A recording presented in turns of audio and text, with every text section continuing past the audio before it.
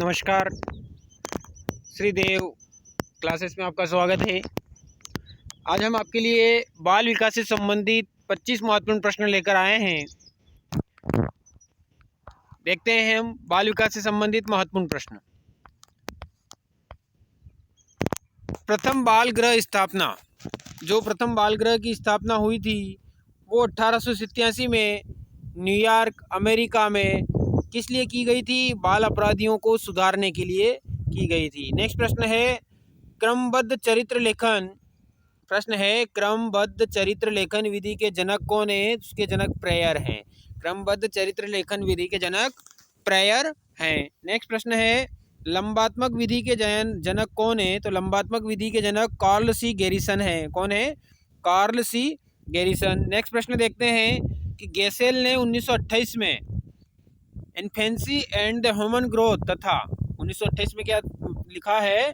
पत्रिका लिखी है infancy of the human growth तथा सन 1930 में गाइडेंस ऑफ मेंटल ग्रोथ नामक पुस्तक लिखी गई है। ठीक है। नेक्स्ट प्रश्न हम देखते हैं बाल मनोविज्ञान पर सर्वाधिक पुस्तकें। तो बाल मनोविज्ञान पर सर्वाधिक पुस्तकें जिन पियाजे ने लिखी हैं, जिनकी 3 महत्वपूर्ण पुस्तकें हैं वो हम देखते हैं। 3 महत्वपूर्ण पुस्तकें हैं उनको हमें देखना है जो बाल मनोविज्ञान पर जिन पियाजे ने लिखी हैं। इनसे संबंधित पुस्तक जो है लिखी हैं 32 पुस्तकें जिन पियाजे ने लिखी हैं। तो हम देखते हैं इन्फेंट चाइल्ड डेवलपमेंट तो 1869 में लिखी है, ये 10 ने लिखी है। और डार्विन ने लिखी है biographical sketch of the infant, तो ये जो है 1887 में लिखी है।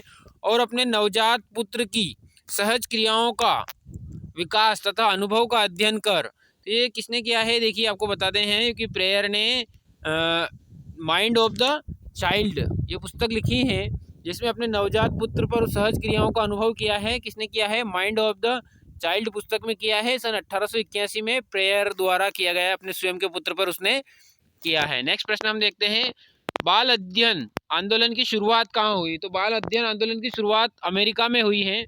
फिर बाल अध्ययन की आंदोलन की शुरुआत जो है किसके नेतृत्व में हुई है? तो अमेरिका में स्टैनली हॉल द्वारा 1893 में की गई हैं। नेक्स्ट प्रश्न है बाल अध्ययन आंदोलन के जन्मदाता कौन है? तो स्टैनली हॉल को कहा जाता है।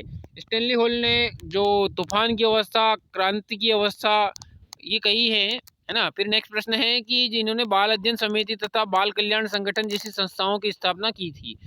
बाल विकास के अध्ययन की शुरुआत हम बात करते हैं कि बाल विकास के अध्ययन की शुरुआत भारत में कब हुई है? तो बाल विकास के अध्ययन की शुरुआत भारत में 1930 में हुई है, जो कि कलकत्ता विश्वविद्यालय में गिजुभाई बधेका के प्रयासों से हुई है। भारत में प्रथम बार बाल विकास के अध्ययन की शुरुआत 1930 में 1930 में कलकत्ता विश्वविद्यालय में गिजुभाई बधेका के प्रयासों से हुई हैं। मारिया मोंटेसरी ने क्या कहा है बालक के विकास के संबंध में? तो बालक में जो सच्ची शक्ति का निवास होता है और उसकी मुस्कुराहट ही सामाजिक प्रेम व उल्लास की आधारशिला है। ये किसने कहा है? मोंटेसरी ने कहा है। प्रोवेल की कथन जो है, परिभाषा है, बहुत महत्वपूर्ण है। वो है बालक स्वयं विकासोन्मुख होने वाला पौधा है। ये परिभाषा बहुत ज़्यादा पूछी जाती है कि बालक स्वयं विकासोन्मुख होने वाला पौधा है, ये किसने कहा है? तो ये प्रोवेल ने कहा है। फिर गैरेट के अनुसार गैरेट ने क्या कहा है? आनुवंशिकता व वातावरण एक दूसरे के सहयोगी हैं तथा दोनों ही बालकों के सफलता के लिए अनिवार्य हैं। फिर मनोविज्ञान के आदि जनक किसे कहा जाता है? तो मनोविज्ञान के आदि जनक किसे कहा जाता है? अरस्तु को कहा जाता है। मनोविज्ञान के आदि जनक किसे कहा जाता है? अरस्तु। और आधुनिक मनोविज्ञान के जनक विलियम जेम्स को कहा जाता है। फिर प्रथम मनोवैज्ञानिक प्रयोगशाला की स्थापना लिप्जिंग जर्मनी में हुई थी।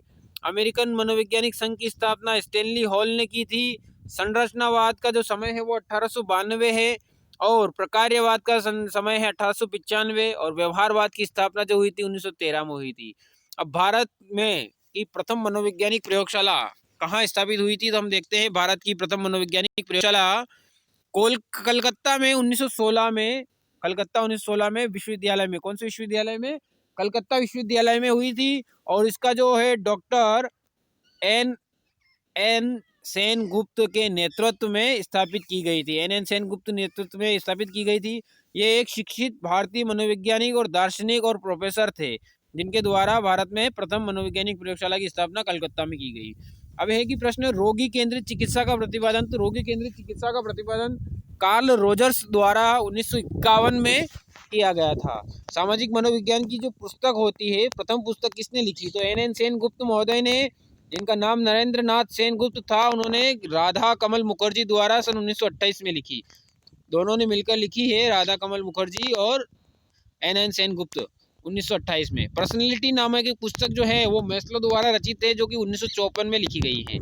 पहली वृहद शिक्षा मनोविज्ञान की जो प्रयोगशाला है वो जॉन डीवी द्वारा 1894 शिकागो में स्थापित की गई थी। ठीक है, ये बालिका से संबंधित महत्वपूर्ण प्रश्न थे।